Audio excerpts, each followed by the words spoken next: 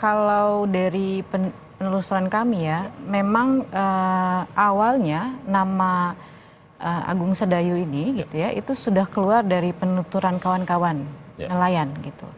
Dan kalau di lapangan sebenarnya para pelaku gitu ya, oknum-oknum yang melakukan pemagaran, bukan nelayannya ya, memang ini memang sudah tahu dan sudah menyebutkan ini proyeknya Agung gitu.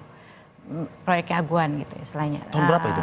Itu dari 2024 sebenarnya, ketika pagar ini mulai dibangun ya.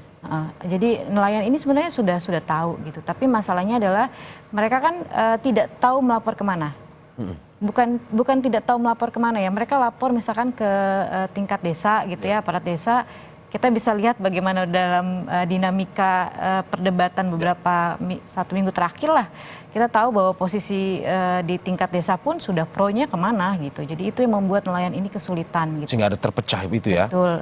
Bahkan mereka melapor ke DKP, tadi DKP turun, tapi kemudian tidak ada yang signifikan lah istilahnya dari hasil investigasi gitu. Tapi yang menarik kalau kemudian tadi temuannya adalah memang Agung Sedayu gitu ya. Anak perusahaan atau perusahaan cangkang ini diinisiasi di tahun 2022.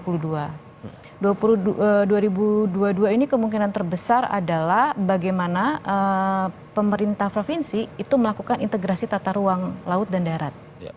Karena di 2023 sebenarnya tadi integrasi tata ruang darat dan laut di bulan Maret khususnya itu keluar. Baru HGB itu keluar tuh di bulan Agustus.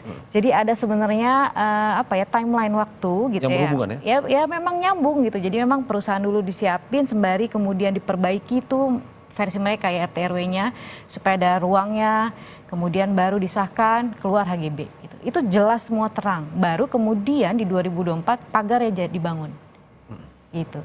Ini menarik. Anda mau bilang ini sudah direncanakan sejak awal? Sudah pasti direncanakan. Karena kita nggak bisa menafikan ini tidak direncanakan, karena timelinenya tidak terlalu panjang.